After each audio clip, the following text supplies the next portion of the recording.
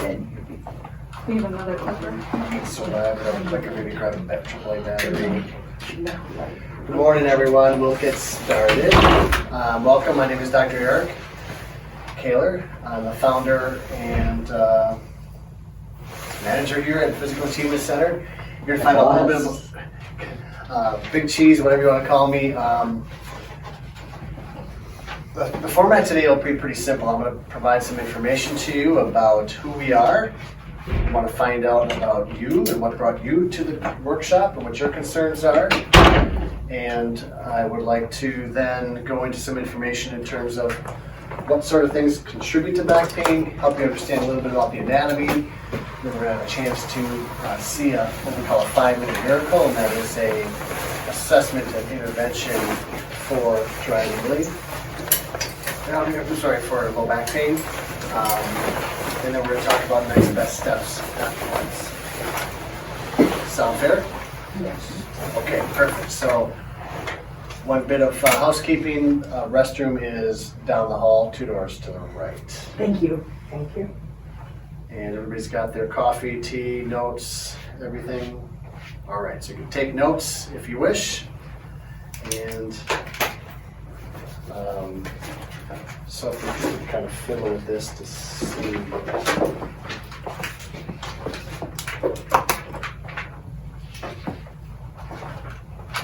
This is one medium maybe.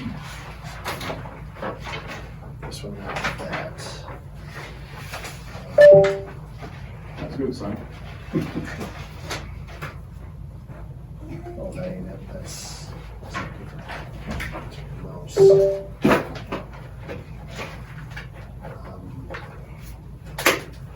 Let's just use the arrow something. Otherwise I can grab it. So there's one that's, I have to make sure that these are matched and paired up.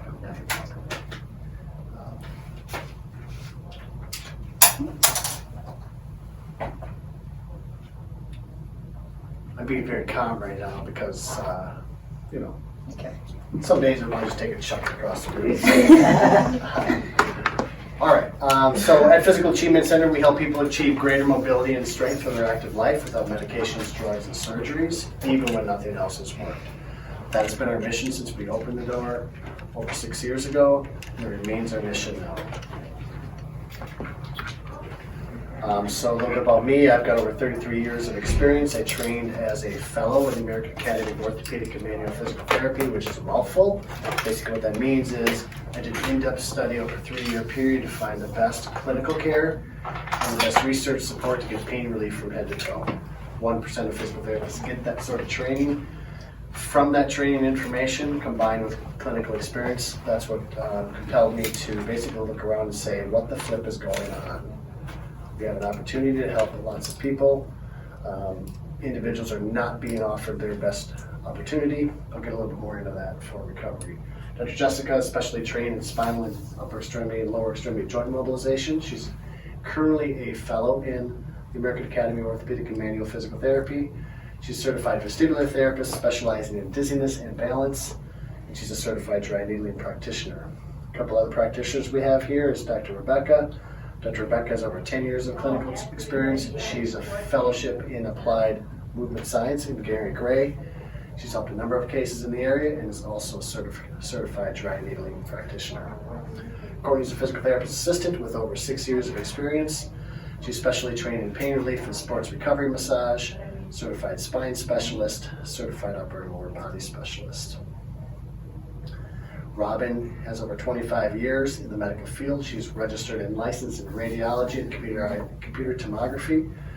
She is a specialist in neuropathy, nutrition, and supplementation, and she's our health and wellness lead. Lori Shates is an occupational therapist that I've known for almost 30 years now, and she's specially trained in edema, lymphedema. She gets to train other individuals in edema, lymphedema. She's also an occupational therapist and has helped a number of folks in the area as well. At Physical Achievement Center, currently we have 220 reviews, and that's not a mistake. We intend to have our clinical team trained at a high level and be able to communicate with our patients at a high level to help them get to their goals. Sophie is here as well. Sophie's a student at UW Oshkosh, and she will be going to physical therapy school soon. That's good though, For sure. honestly. So, why was Physical Achievement Center started? We want to help people make better decisions about their health care. If someone's not aware of all their options, can they make a really good decision? No. The blatant answer is no, right? So we want to involve individuals to the extent that they would like about their education. We want to help provide information about procedures that don't necessarily rely on endless medications, drugs, and surgeries. And this is a team picture here with most individuals are here now. So again, we want to be a place where people are confused, stuck, not sure what to do about pain and weakness. We want to make sure that people aren't being disrespected by saying silly things like, what do you expect at your age? Oh, You just have to live with it. that's kind of rude. You would not believe how often people have been told that. Absolutely. So, work then. So, It's my fault, honestly. we'll talk a little bit about no back pain discussion, especially as it relates to leg pain, can be complete without talking about the sciatic nerve. So we're going to talk a little bit about that, give you some basic anatomy here. So what is the sciatic nerve? The sciatic nerve is the longest nerve in the body. It's actually made up of two nerves.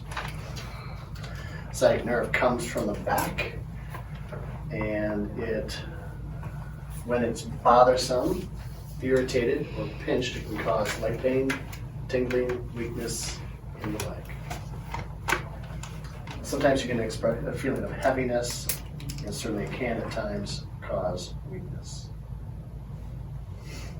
What's the biggest mistake that back pain and sciatica sufferers make?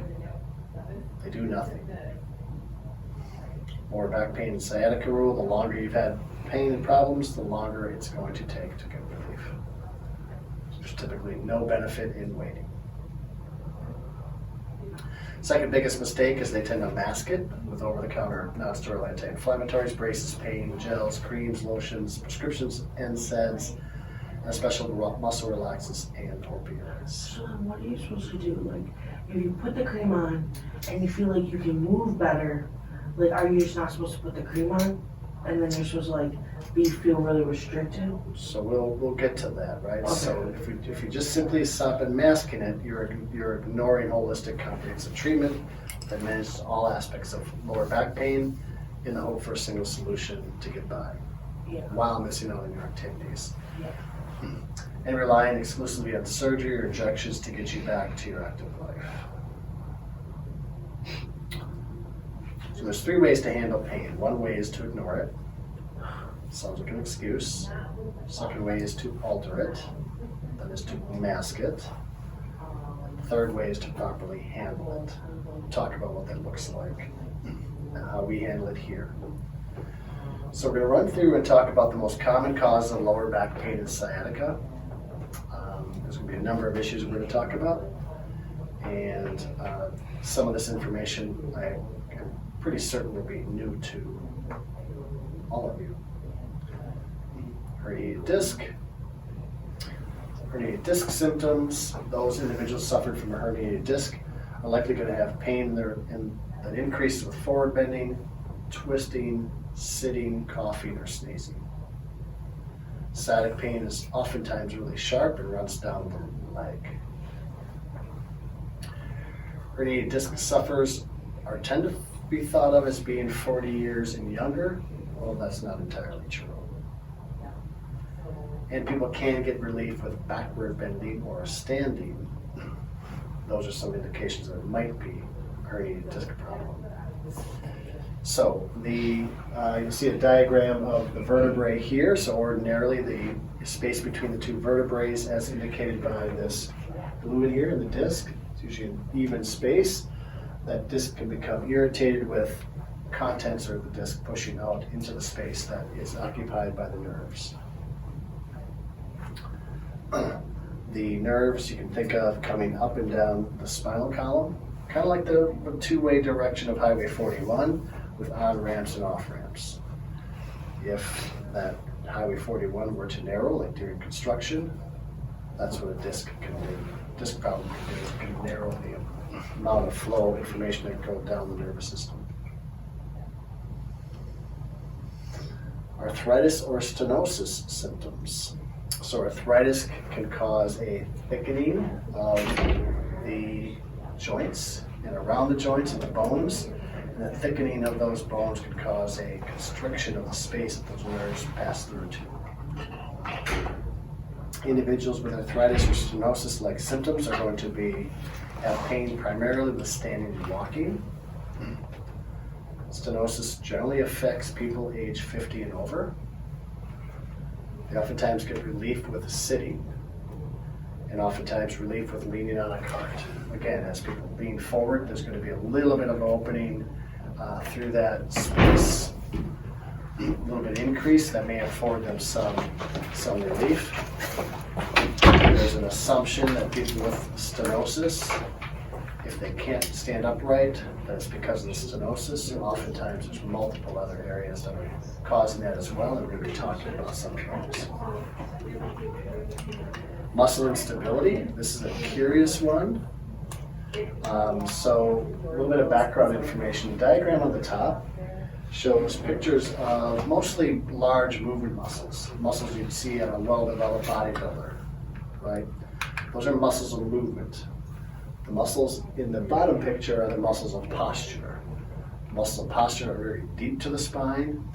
You typically don't see them, don't think about them, but those muscles of posture should be active a little bit for a long period of time, and the muscles of movement should be quiet most of the time, but be really active when you're engaged. Muscle instability is a different sort of condition in which the postural muscles don't quite know how to control, and the movement muscles don't quite know how to control the movement segments. This is a commonly missed, commonly not addressed issue for lower back pain. Individuals who have this will get a painful catch when they move. They get pain when they change in positions, from lying to sitting, sitting to lying, or sitting to standing. They can't get up from forward bending. Many times those individuals have bent forward, they get a little glitch, come up and they get a glitch, it's real hard to get back up and down. This condition will not generally show in CT scan, X-ray, or MRI. This is a functional movement problem. It can only be detected with proper examination and history. Nerve pain and irritation. This is a diagram of a little more nerves in the body. And when individuals have nerve pain irritation, the nerves are hair triggered. The pain never seems to go away. It's always active. Very little activity will produce long-lasting pain. This sort of condition generally will not show up on a CT scan, X-ray, or MRI, and can only be detected with proper history and examination. We're going to talk a little bit about MRI and X-ray secrets not often told. When I became aware of this research, I became very frustrated and very intrigued at how I can help individuals better. So I'm going to orient you to this graph here. So first of all, on this line are the prevalence of these conditions in people in ages 20s, 40s, 60s, and 80s. So this lists the percentage of abnormal, quote-unquote, findings of the lumbar spine in healthy, pain-free subjects. In other words, they collected a whole bunch of imagery of individuals who weren't experiencing any back or leg pain, and they said, what proportion of individuals in these age groups have these different problems? The type of problems on this particular graph refer to, the blue is disc degeneration, the green is disc bulging. So they had no pain. They have no pain. And they had that? And they have these conditions, right? Well, imagine how bad it is with all the pain that I do have. That doesn't make no sense. That's crazy. Well, it certainly calls into questions a lot of things, right? So the thing is that I started the profession back in 1990, And that's when the use of MRI became very prevalent. MRIs are wonderful, they're fabulous. CT scans, X-rays, perfect. The challenge is they see such fine detail into the body that oftentimes the detail that they see may not even be relevant to the person that they're going to, right? So the other challenge is the practitioner might just be looking for a finding in an MRI. Oh, well, we find this. That's where all your pain is caused by. That may not be the case, right? So again, think of disc bulges. Nearly 25% of individuals in their 20s have positive disc bulges, and they're significant. In the 60s, that gets up to about 75%. And in the 80s, pretty much if you're 80 and above, you're basically assured positive disc bulges. Similarly, disc degeneration, where there's a thinning of the space or abnormality in the space, a bit over 30% in the 20s, goes up to well over 75% in age 40s, and then continues onwards, so that is just a normal finding if you're old enough. So this is really curious because the best use in medicine of tests is combining what's the patient telling you in terms of their symptoms, what does a physical examination reveal, and then how does an MRI inform us of what's going on, as opposed to just looking to the MRI or X-ray and saying, oh, that's what's causing it, and focusing all the treatment on that. So that's something to keep in the back of your mind. There's a couple other things. There's many things that can contribute to back pain. These are the most common. One thing that can affect both stenosis and any other condition is a number of things. One is tight hip joint and inflamed hip joint areas. Let me give you some orientation with this particular spinal model here.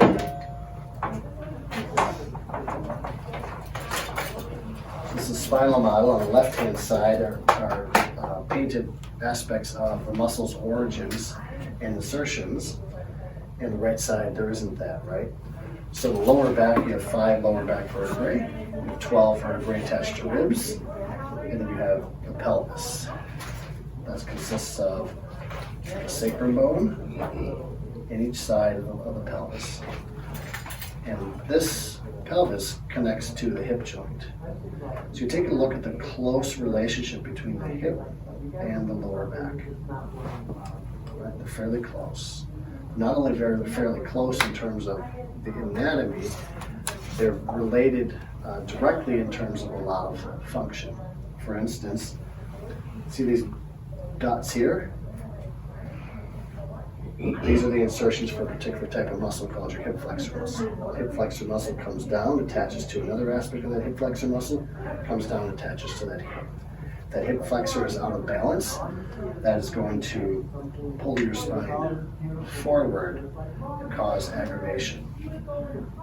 Some individuals who have tightness in their hip joint or problems in their hip joint can have a certain number of features that are unique that if it's not addressed or looked at or considered, individuals can't get proper assessment and treatment. There's a thing called the low back and hip conundrum. What that is when there's lower back pain, if you ask a strictly back pain only specialist or strictly a hip pain only specialist, can they prove 100% of the time? Maybe get a drink or two in them so they're willing to tell the truth. Can you tell the difference if it's back pain or hip pain? And if they're being honest, there are many instances where they can't always tell. So for us here, they don't want to, or like they legit can't tell. well, if you think about it, if I'm a back specialist and someone comes to me with pain that's in the back side of the pelvis, And I can give you side of the pills hip, and they'll lie to you, or or side of I don't know that they're intentionally lying to you. I'm just suggesting No, yeah. if you have pain that's located in your lower back, side of the hip, front of the hip, down the leg, that can be caused from the lower back, or it could be caused from the hip. Now, if I'm a back pain specialist, I'm going to think it's all going to be from the back. If I'm a hip specialist, Oh, I'm that's going what to you think it's mean. Okay, that makes sense. because that's my bias, right? Oh, okay, that actually makes sense. So in the clinic, one of the approaches that they oftentimes use in the clinic is to actually maybe inject one or the other and see if there's a difference in the symptoms. That can be a helpful way of going forward. Not exactly. Jeez. So tightness in the hip and muscles around the hip joint and the muscles around it is very common. And they don't show up, and they're oftentimes not recognized, and they're oftentimes a major contributor to people's back problems, even if their problems are primarily from the lower back. Only with a proper examination and history can that be teased out.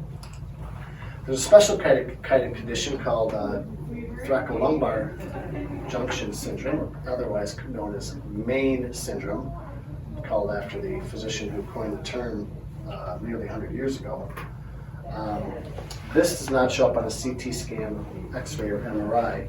What this is in the lower to upper back region, there's a series of superficial nerves, and that's from typically the first couple of thoracic vertebrae. There's a couple of superficial nerves that come down to the lower back, come down to the back of the pelvis. In some individuals can come down to the side of the hip, even to the front of the hip, and some individuals to the groin area, to the genitals. And when that segment is imbalanced, when there's tightness in that joint, when there's irritation, that will cause pain in the lower back, or any of those associated Like if you move areas. something with your leg, like I've had that before, where I moved or had to, or I kicked something, I just pushed it or something, and it's hurt, like that, like you're saying. That's possible. So this condition can only be detected with proper examination and history. Piriformis syndrome. Piriformis is a muscle that comes off the pelvis. Here's an illustration of it on the back of the sacrum.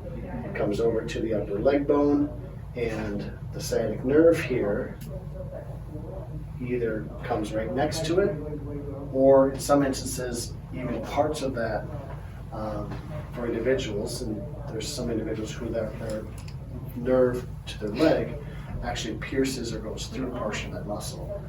So if that piriformis muscle is irritated or in a spasm or unbalanced, there'll be continuous irritation that is spread over into that nerve root that'll cause additional pain down the leg, be it compression or swelling. Symptoms may include pain in the buttocks that radiates down the back of the leg, numbness or tingling in the leg, weakness in the leg, and may mimic sciatica problems. Question for you: is it possible to have more than one issue at a time? Probably yes. Almost always. Almost Yeah, always. because if one thing is working, it's not going the next. It's just going to go in. So we went over a number of different things that contribute to lower back pain, several of which are not even talked about or even considered when you go to a provider, and are things that we see on a regular basis here that we want to address all of those to help people feel their best.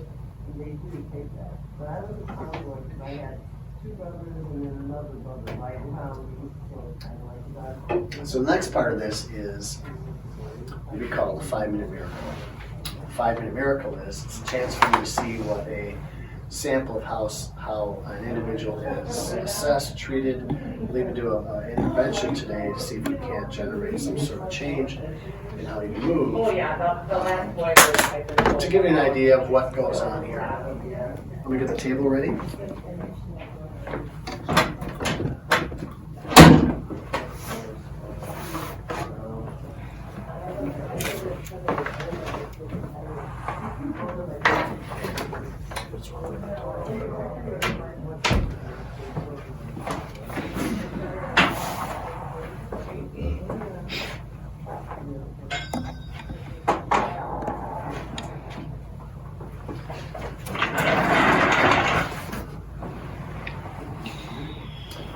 All right, so we've been sitting for a while. You guys have been sitting for a while. This table's going to bang, so don't be alarmed. So the next thing I'd like you to do is, if you would please, I'm just going to move a couple of chairs here. I'd like you to stand up if you would.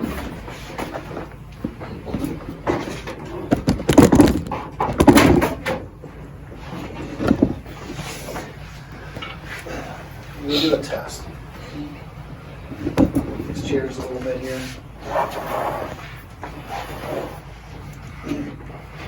So what we're going to do is just notice in standing if it's any bother at all for anybody. First thing I'd like you to do is just bend to reach towards your toes. See what that feels like. See if that is easy or difficult. And produces any symptoms. Come on up to standing.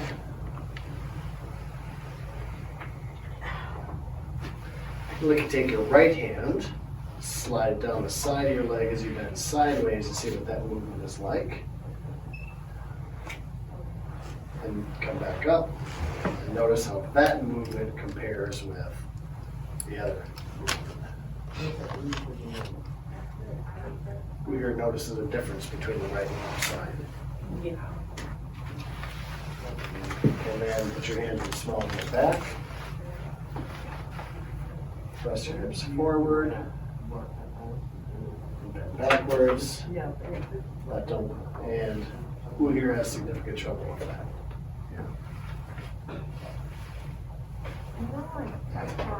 You can have a seat.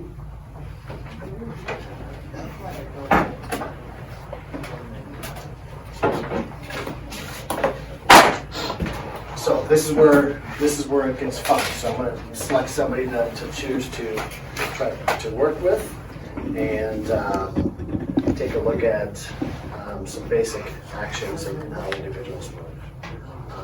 Do you mind if I use your side? Sure.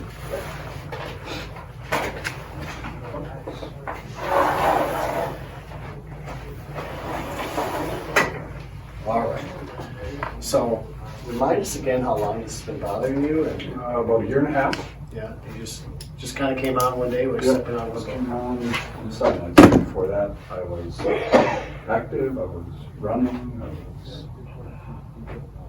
didn't really have back problems occasionally, had other shoulder problems, Sure.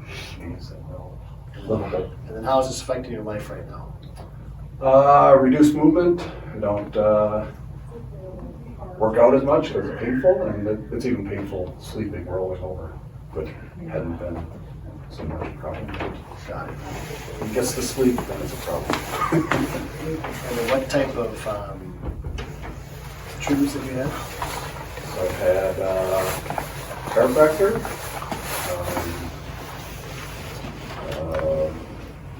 needles, varying physical therapy, and medication. Got it. And what are you currently struggling with? Being comfortable, being able to get to workouts, being active on your feet, and sleeping through the night. Yes. Got it. How about standing? Just pure standing.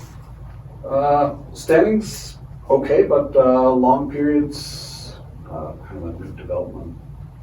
Pain in the left foot has been a problem walking after, walking a mile or two with your family, whatever, out at the park or whatever. Got it. And you had some significant difficulty with backward bending and side bending to each side wasn't the same. Yeah. Okay. So, in full disclosure, there's a fair amount going on in his history. I'm just giving you some samples here of what this might look like, and we're going to see if we can't influence his movement ease in the short term here. So, fair enough. Sure. So, if you would please, I'm going to have you come on over here and stand and face towards me, if you would please. And then let's see what it's like for your backward bending. Just see what you can do without hands in the small of your back. Just see what backward bending is like for you. And that's not bad, I'd say. As the day progresses, I'm loosened up and things are better. So I sit for a period of time, or first thing in the morning, things are painful. Got it. So lots of knee bend to help get them the backward bending we noticed, right? So now slide the right hand down the side of the right leg. So notice what that's like. That's pain here. And notice how far his hand goes down. Okay, and then the other side. And you can hear him grunting there. He does like that. Yeah, and I can tell Doesn't to go. see wants to leave move that his go, leg up for sure. more. Okay. If you don't mind, just take a walk here from maybe that spine model to Sophie there. I'm just going to tuck this in a little bit. Just let's see what your walking is like.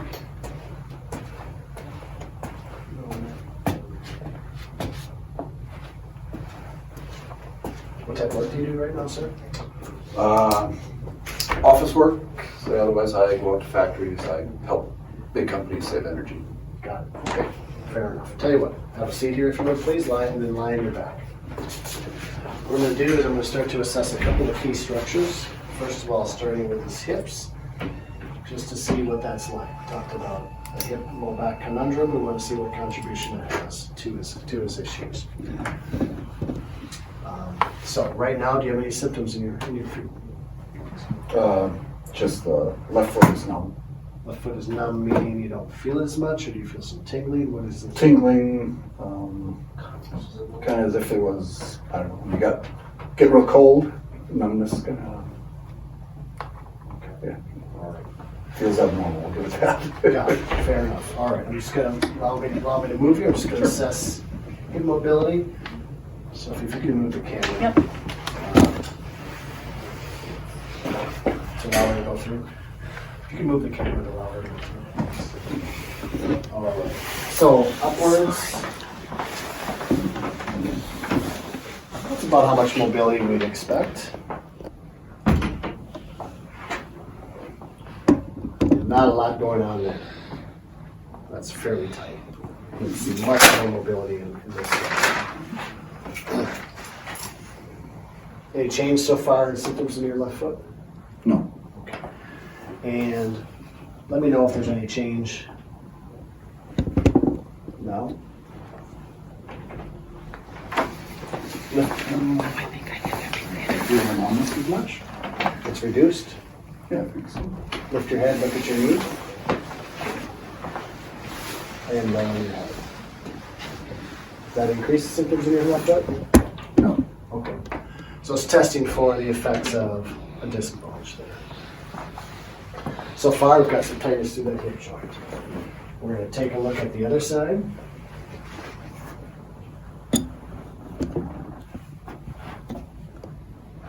And does this joint feel hip feel as loose as the other one? About the same. What do you guys see? It's not nearly as flexible, is it? And yeah, the other one came up to about 120 degrees or much past a right angle. This one, an abrupt stiffness. Yep.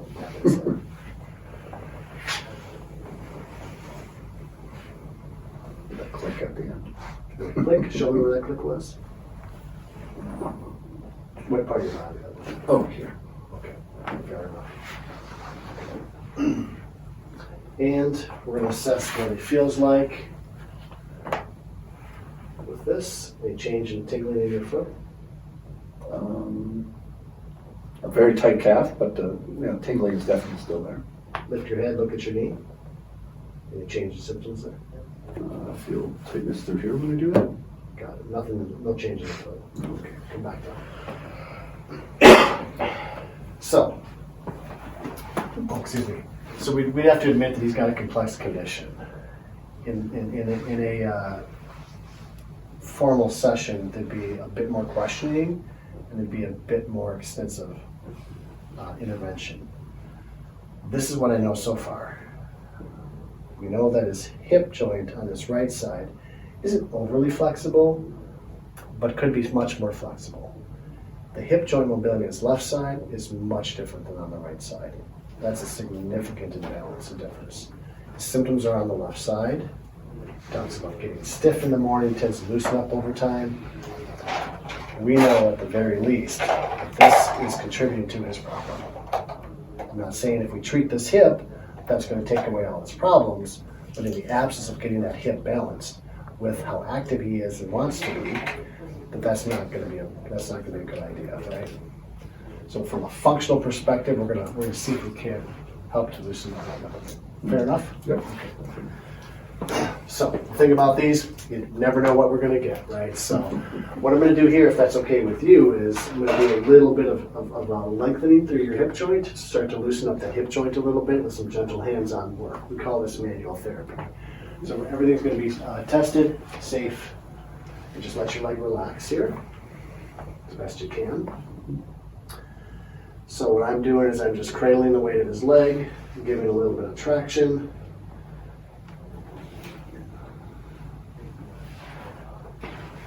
And first of all, can you feel me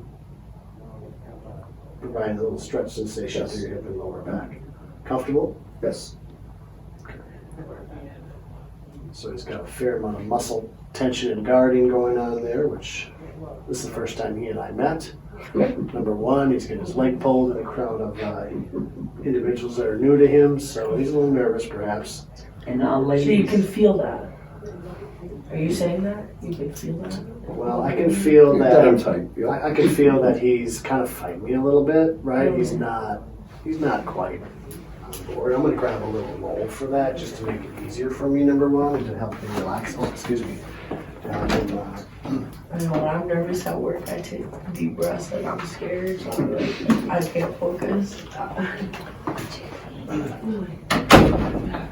You want to keep in mind that when we see folks, we see folks from a functional perspective, that we understand the pathoanatomical, those issues that would go wrong with spines, but we're trying to get better balance and movement throughout their body, no matter if it's in the hip joints, knee joints, ankles, any part of the spine, all that needs to move a bit better.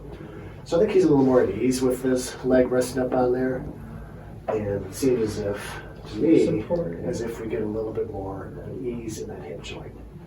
So I'm just going to do this a couple more times here. What I'm doing is I'm providing a separation in the ball and socket joint of his hip joint, and helping those muscles to relax a little bit, to work at some of that deep tightness that's in that hip joint. How that hip joint tightness get there, I'm not sure. He may have limped a bit as a consequence of his back bothering him. He may just may have had a strain in that hip in the past at some point, either from athletics, maybe from work postures, sitting on a George Costanza wallet, who knows what, right? Yes, Victoria. I haven't felt hopefully in storage yet because I don't have much of my stuff with me. I didn't shake like that. I didn't realize it was for under the knee. Hopefully I'll find it when I move at the end of the month. That excites me, doctor. So, good. So as we went on there, it seemed as if he'd kind of settled in a little bit. We kind of did this dance. He's like, okay, now I get it. I can let this relax a little bit. But I was feeling a little bit more flexibility in that area. We'll check his hip mobility and see where it goes. This is what makes me nervous, because I'm like, oh my goodness. It's either going to be better if it's not. If it's not, that's okay. But we'll see.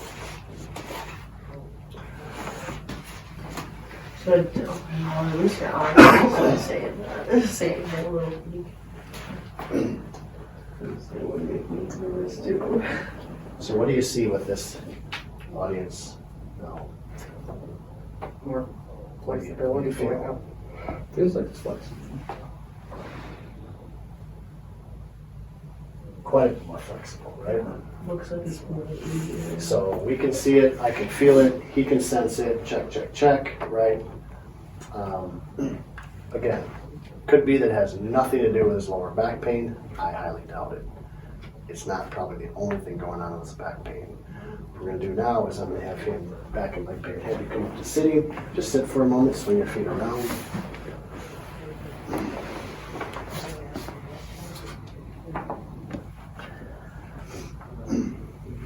Take a moment, if you would, please come to standing. Without moving around a whole lot, just notice what you sense through that left side now that might be a little different than before. Feels a little more stretched out. Perfect. Now what I'd like you to do is just take a walk towards that skeleton again, and then towards the corner. Notice what your sense of walking is like now.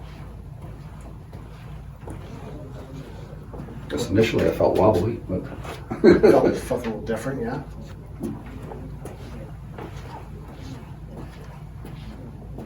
What do you notice about his walking? He looks a little bit better. I think a little. Looks a little. Yeah. You don't need to be a trained clinician to see a No, difference but in walking. it's like, I don't know, like before you looked like you're walking differently before. I don't know how it was, but Did you notice a difference in your movement? just I guess a little more relaxed. Yeah, like these or little That'd these. be a fair description. If you don't mind, let's see all your spinal movements are. Turn face away from us. So one more quarter turn, if you would, please. All right. So now go ahead and reach your right hand down towards the right. Let's see what that's like, bending sideways. That side was a little easier last time. His foot isn't as high as it was before. He put his foot up raising way his feet. high, but it was not as, it was higher before. Like Now the other side. it's like he still did it, but it's like it's not Not as bothersome as I before? feel like, I don't know. No, it's a little more stretch out. Hands and small on your back. Forward. Okay, now I might let him on my limbo team. Come He back is up. bending more. You feel that difference? Yeah. Outstanding. I'm doing a happy dance inside, right? It's not about me, right? It's not because the pressure's off. It's because I know there's hope for him, right? Has anybody ever told you that your hip could be related to your back and leg pain? No, didn't have any hip concerns or hip discussion. Right.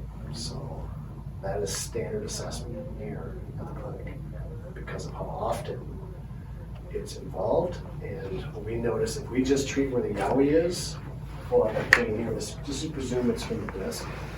We just treat that. We have a very limited view of that. Thank you so much. I appreciate that. So, nice work. Right? So that's tremendous, right? That's one way that we help people. So is that the only thing you need? Of course not, right?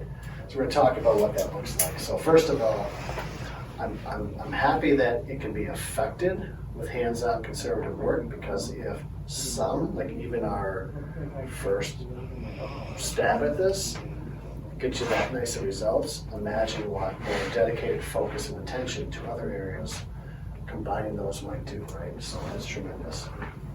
So, when's a good time to consult with a doctor of physical therapy? When pain interferes with your ability to sleep through the night. Sleep is necessary to repair muscles, bones, and joints.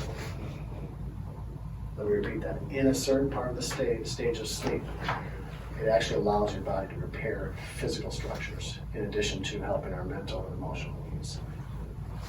Doctor, Yes. I don't have trouble sleeping through the night because I'm on sleep meds. Would that make a difference? Because I'm on the meds, is that why I would sleep through the night and not? Not everybody with lower back and spine troubles has trouble sleeping through the night. If one's sleep is disturbed, it would certainly be terrific to get that. Some people don't recognize that maybe their sleep isn't as deep or even with sleep medication. So if someone's not waking up comfortably, confident in the morning, ready to go, groggy, they may not be getting restful sleep. When pain keeps people from thoughtlessly and fearlessly dressing, housework, gardening, yard work, travel, participating in exercise and sport, that's a good time to get a consult. If an individual's fearful of losing their independence or their ability to do high-level things with their family and want others to stop worrying about them, that's a good time to consult a doctor of physical therapy. If you keep massaging, slathering pain ointments on, getting repeated treatments without actually getting stronger, and want to stop spinning your wheels, you want to move forward. We're in the business of moving forward, right?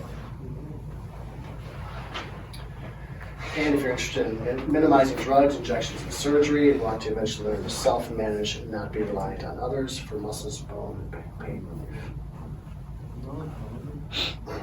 What I'm excited about every day coming to work as a modern doctor of physical therapy provides what I believe is the best care to provide pain relief through joint mobilization and manipulation.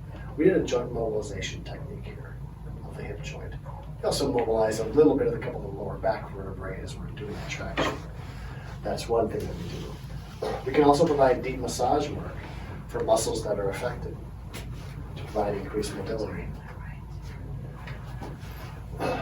We help develop an exercise prescription that's individualized to a person's need and advanced over time to help people eventually control their own symptoms. And we develop a strength program to help strengthen the muscles in a newfound range Once you have more mobility, comfortable mobility, then you need to strengthen those muscles in order to fully maximize that so you can get back to those things that you enjoy doing. We can provide pain relief through dry needling as an adjunct or an add-on to physical therapy interventions to help provide for What is dry needling? Dry needling is use of needles, in this case acupuncture needles. We don't inject anything into the tissues, we just insert them into the muscles, near bones and joints, and near nerves to provide a additional healing response. It's not required. How long does that last? It's not required that people do that, and it's something that may be quite helpful for individuals. The benefits can last for several hours to a few days. In isolation, it can be really helpful. When it's combined with other interventions, it's very helpful. We've had some individuals that actually say, hey, I want to come in and just get dry needling. And I'm very cautious about that because it can take a lot of treatments if we're not doing things to help improve the physical function on the front end. Research into needling is really effective. If needling only is used, those treatment sessions can take 18, 24, maybe 32 sessions to get some relief. Whereas our treatment plans are much shorter than that because we're doing multiple things that address the movement systems in addition to just the needles. I've got a whole handout about that. I can give you that. So in summary, modern evidence-based practice of physical therapy is a provider of choice for non-surgical, non-drug care to help get individuals to their goals. So we talk about 4 phases plan of care. The first phase is relieving pain. That's in this first stage. That's getting someone from bent up in a debilitated state to the point where they can get more upright and move better so that we can start to correct some of the imbalances that led to the problems to begin with. The next stage, the green stage, is we want to strengthen those muscles in a newfound range of motion. And the final stage is we want to preserve that improvement over time to help them get long-lasting relief to get them back to their sort of things that they want to do. Everyone must do a little bit different things, right? Some people are happy just getting out and about in the community, taking care of their house. Other individuals are high-level activities with sports, athletics, playing with the kids, grandkids, that sort of thing. So we eventually want to get to a point where people can self-manage. You've seen some testimonials of some folks. There's plenty online. And the next step is to, you're entitled because you come here to receive a 30-minute complimentary discovery visit. Be a little more expansive than what we did with this gentleman. So we can find the cause and the solution to your problem and let you know what that costs in terms of time and money consideration. So that's valued at $175, and we offer that free to individuals